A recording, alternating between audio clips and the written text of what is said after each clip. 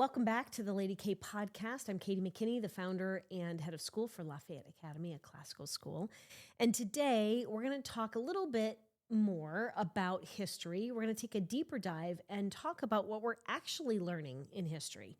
I thought it'd be helpful to pull the curtain back. A lot of parents, a lot of people, I would put myself in this category, think that when you teach history, you're talking about stories, dates, battles, maybe some tests along the way, right? But what you might not see, I do hope our parents see, but they might not see, is that there's a very intentional design behind the history that we're teaching, and especially at Lafayette. Nothing is accidental. What we're doing is we're building something over time, and we start as early as kindergarten. We actually teach history every single day in kindergarten. It's an American symbol history curriculum, and we're doing something that we expect will make sense today, but will also make sense 10 years, 20, 30 years from now, and give our children a real anchor in their understanding. My history education was not stellar. I had little flames of a little glimmer of great history every now and then over my educational career, even through college. And the way I look at it now, knowing what I do know, is that my history education was like the Roman ruins. If you've ever been to the Roman Forum right outside the Colosseum, you have some of the remnants, right, of buildings that are still there, but the entirety of the picture, it's not there. There's a sort of the scattered remains, and there's little connection seeing the whole picture to the whole picture. And so that's how I feel my education was. That was revealed to me when I was probably in my mid to late 30s, when all of a sudden I realized, wait a minute, why don't I know this? And my husband, he was somewhat in the same boat as well. And I find that, unfortunately, our grandparents had a fabulous historical education. But as we've gone through the decades, for those of us who grew up in the 80s or the 90s or beyond, we haven't really had a great history education. And so we are trying to reverse that at Lafayette Academy. To summarize it very simply, we are forming future citizens. And we're doing that because we don't want our kids to just know things or know stuff. We want them to be young men and young women who understand this country. They understand human nature, that they're capable of being a participant in our republic and therefore helping to sustain it. And that requires something deeper than just knowledge. It requires character. You may have heard on this podcast the concept or the phrase moral imagination. And I know when I first heard this concept, I didn't know what that was. It's talked a lot about in classical education. So I wanted to just give you a quick synopsis of what that is. The moral imagination is the child's ability to recognize what is good. They recognize what is noble. They recognize what is worth learning. And so we do that by teaching through stories, especially kindergarten, first and second grade, those early years. We teach a lot about heroes and big personalities, and to an onlooker's perspective, it can seem very simple, very elementary.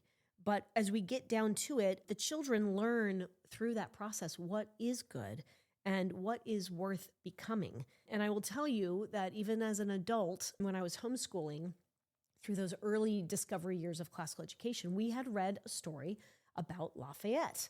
And it was by Jean Fritz. It's called Why Not Lafayette? And I was so inspired and taken with his example that, of course, we named a school after him. And so that's one of those things, sort of, I guess you could say my moral imagination had been piqued with reading that story because I loved his example. I loved his conviction, his confidence, his pursuit of excellence. And it was through Washington that he was inspired. And so these are important people to know because they help us form who we are and choices we make. Another good example of that moral imagination is our children learning about George Washington. And of course, he was a man who, we talk about telling the truth. I will say there's stories where he shows that he did not always tell the truth, but oftentimes he did. It also helps, we share stories about how he led with restraint. And we know that for a fact because when they won the Revolutionary War, he was given complete power. Everyone was saying, you should be king. We don't know what is ahead of us, and we are nervous about this idea of democracy and a republic. So let's just go back to being a monarchy, and you be the king. You've done such a good job. And he knew from examples in history, from Cincinnatus as his hero, that that was not the way. That was not where they were headed. And so he stepped down. And that, obviously, we know that to be true. We study it. And that is part of the moral formation of our children. What is it teaching our children when you see someone who has literally been given the keys to the kingdom to have ultimate power, and he walks away from that? What is that teaching our children? It's teaching them that power is not the highest good, and that in life there are times when temperance, which is one of our classical virtues, temperance and restraint and self-control matters. And it matters deep down when you express that. It gives you the ultimate control for yourself, for the benefit of yourself. So these stories of Lafayette, of George Washington, these are told at the youngest levels, but it is the beginning of that formation of the moral imagination, and that's key. When we ask our children, who is the hero in this story? What is courage? What does sacrifice look like? We aren't just telling stories. We are helping our children form who it is they admire, what it is that they admire, and ultimately, potentially, who they will emulate. And that's important. So that's in our kindergarten through second grade levels, taught through history, taught through, of course, literature as well. Now let's jump to third through fifth grade. This is a time where our students now have some good content knowledge from which to draw. They're now forming their own moral judgment. And, if bad choices are made, consequences occur. And that's important. Their history is now becoming, at this level, more connected. It's more driven by human choices. And I want to give you an illustration. In third grade, the students, and they study a smattering of world history, but we always end every grade, first through sixth grade. They always have a portion at the end of their year, usually between 6 to 8 weeks, of just American history. So everyone ends with American history. The first portion, 7 months of the school year, though, is focused on the ancient Greeks or Romans or ancient Chinese culture or Mexican culture. So they get a smattering of the whole world. But okay, all that to say, in third grade, their American component is focused on westward expansion and the pioneers. And to dovetail into that, they read a story called Farmer Boy by Laura Ingalls Wilder. They get to connect that beautifully, not that beautiful nonfiction story with their history that they're studying. And they learn about this character. His name is Almanzo Wilder. And there's a moment where Almanzo is tasked with training or breaking wild colts into being tamed colts, right? That could be utilized in the town. And it is extremely difficult work. Everything in him would like to rush the process of training a horse. You could try to force it. You could try to dominate your way through it.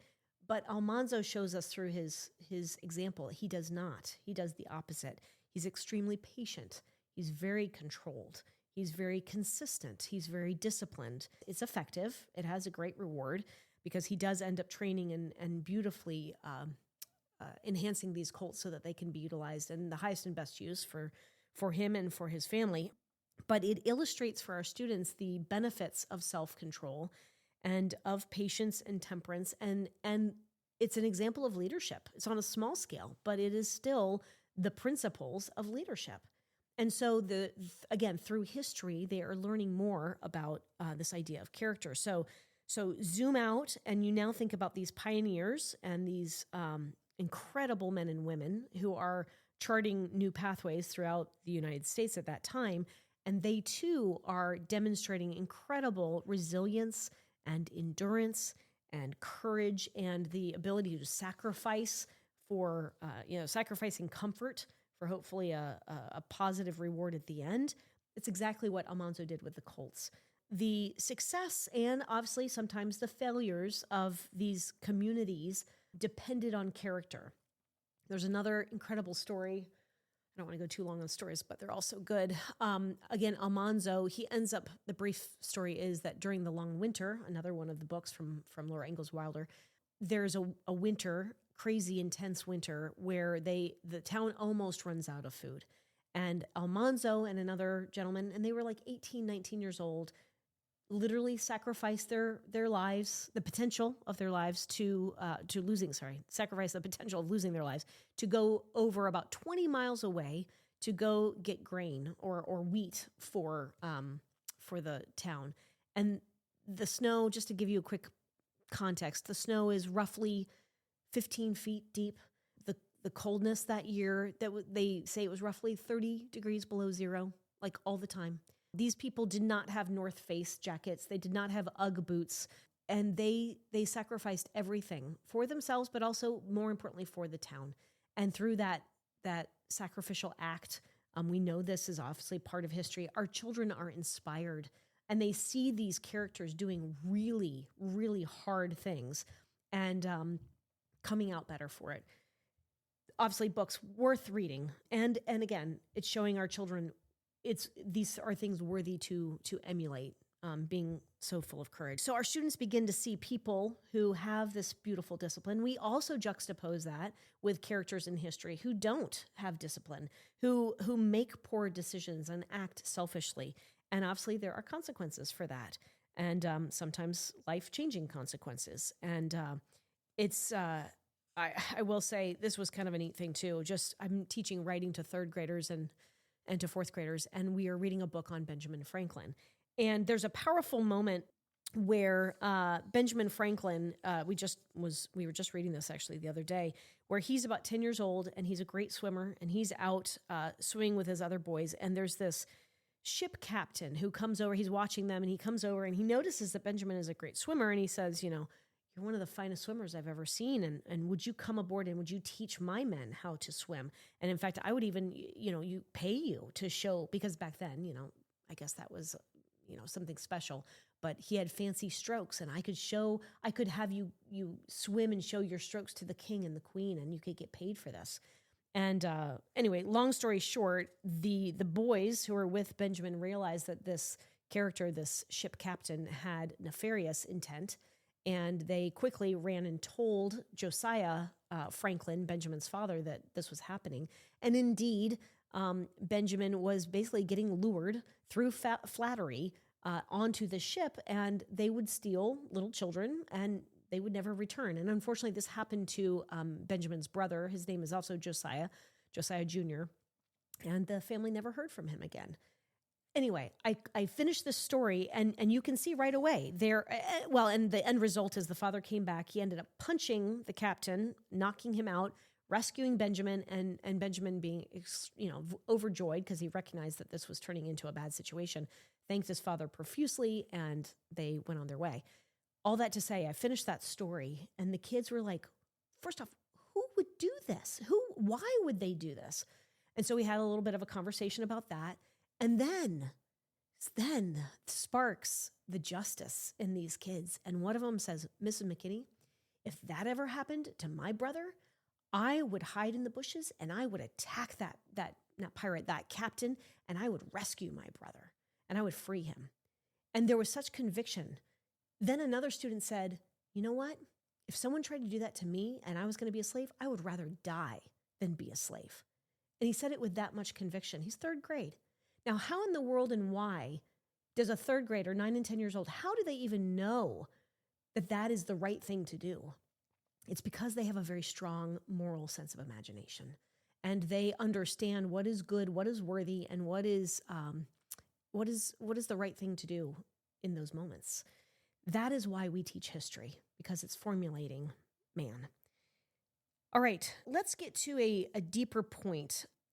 Before our children can understand government, we are all citizens in a republic, I assume here, this audience is. And so before a child can understand government, they have to understand the difference between good and evil, especially if you are living in a republic and the republic is made up of the people have to know the difference between good and evil. And before they can stand for freedom, they have to understand what could threaten that freedom.